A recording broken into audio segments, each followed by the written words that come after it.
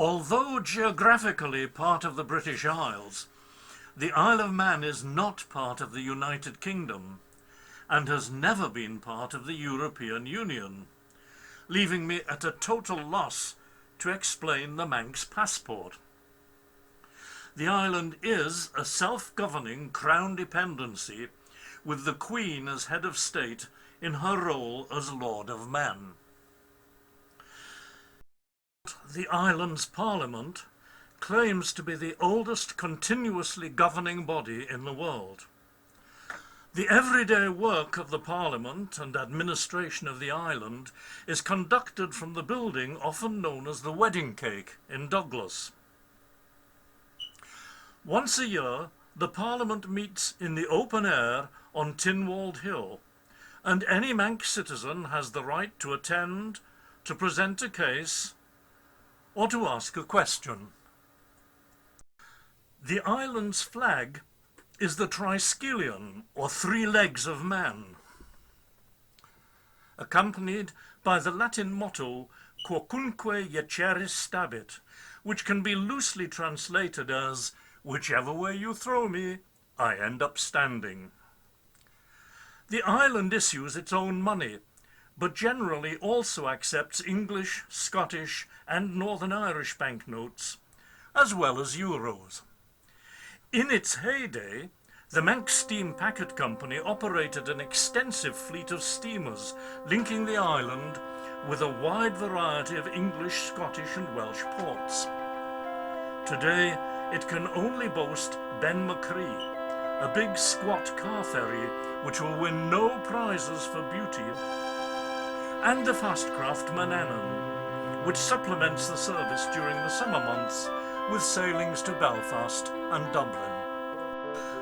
Sadly, the Manx airline has disappeared, as has Flybe, which was a major operator of flights to the island. At the present time, under COVID-19 restrictions, it's anybody's guess as to who will be left to serve the island in the future. Incidentally, the building visible in the background is King William's College, an important independent school. If you're a railway enthusiast, the Isle of Man is a little paradise.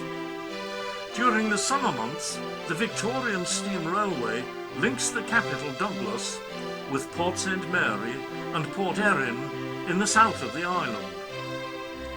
The railway dates from 1873 and until 1968 also served Peel in the west and Ramsey to the north. There is still a request stop at Runnelsbury to serve the island's airport.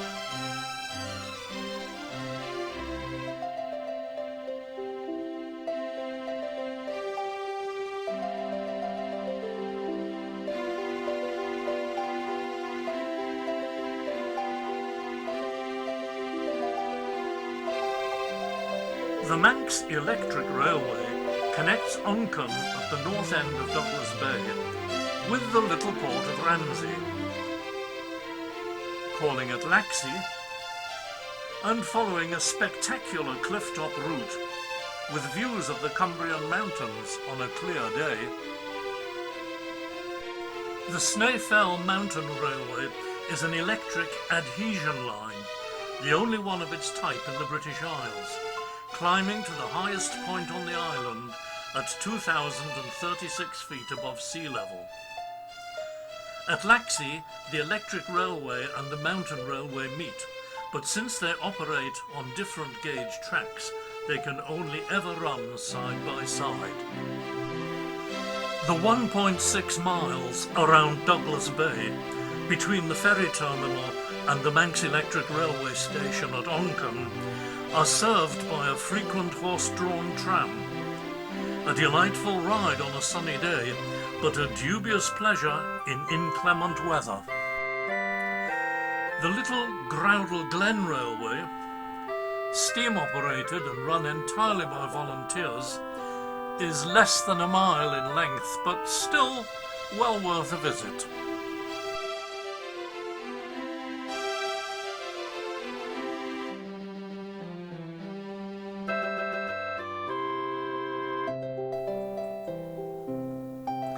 The Laxey Wheel, or Lady Isabella, is the largest working water wheel in the world, with a diameter of 72.5 feet. It was built in 1854 to pump water from the Great Laxey mines. A water wheel was needed as the island had no coal to power a steam engine.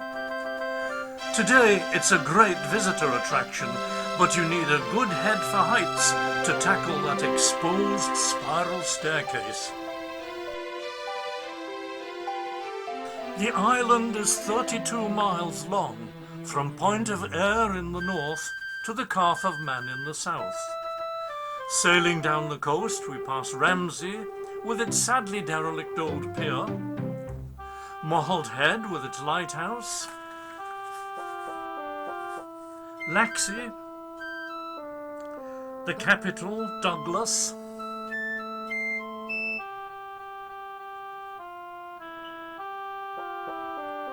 picturesque Castletown,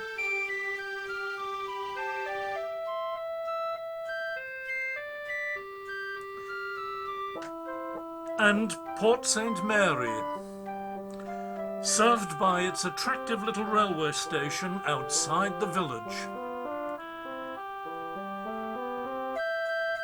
To eventually reach Calf Sound. If you had travelled by road, you would have crossed the ferry bridge. Failure to greet the ferries is sure to bring bad luck. On the southwest coast is Port Erin, and it was from here that I took a boat to visit the Calf of Man.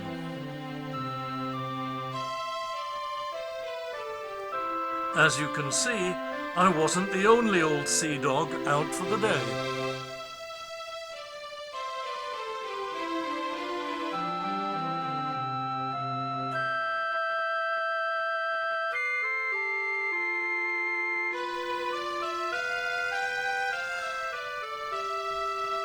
Castletown was the ancient capital of the island, and Castle Rushen is another splendid visitor attraction.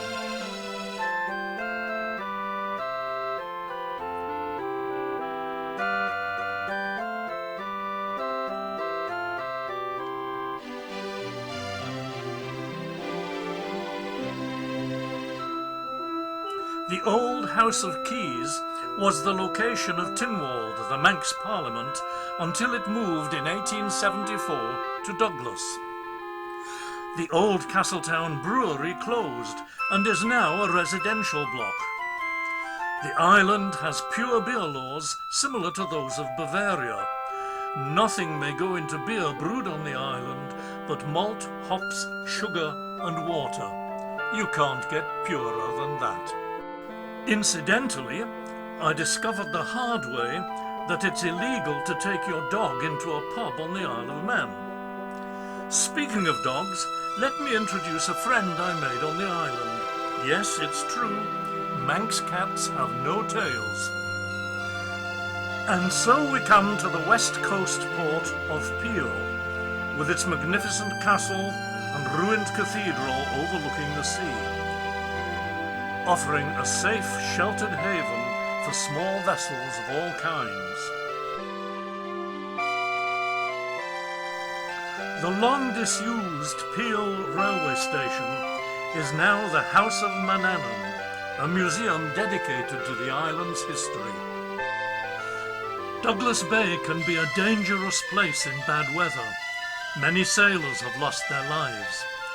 In 1832, Sir William Hillary built the Tower of Refuge for seamen wrecked on the notorious Conister Rock. This led to the formation of the RNLI.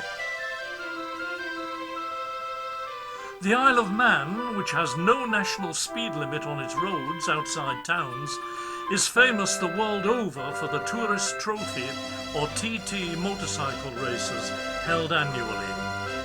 Unless you're a motorbike enthusiast, avoid that week.